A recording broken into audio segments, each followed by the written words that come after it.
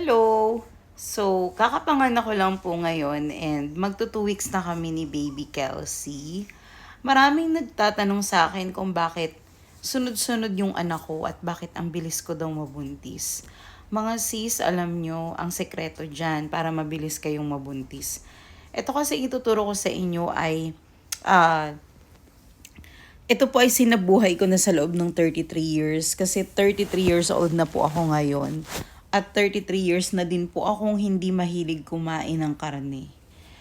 And since ako po ay may dugo or may lahing Muslim, hindi po talaga ako makain ng pork. So, ekis yan sa akin. Kaya more on fish and vegetables lang talaga ako. Kung kakain man ako ng chicken or baka, kakarampot lang. Sobrang kurot-kurot lang talaga.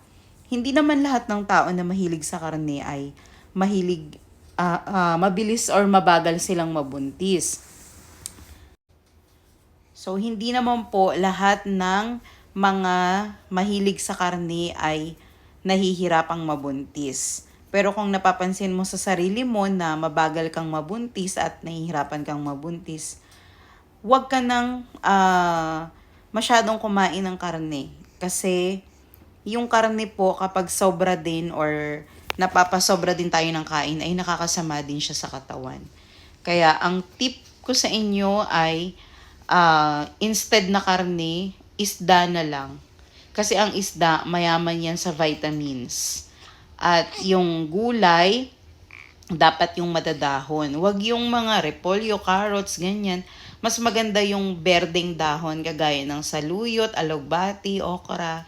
Ganyan po yung madalas nyong kainin na mga gulay. Yung mga talbos ng sili, talbos ng ampalaya, talbos ng kalabasa. More on mga madadahon. Yan po talaga ang sekreto kasi mayaman sa folic acid yan.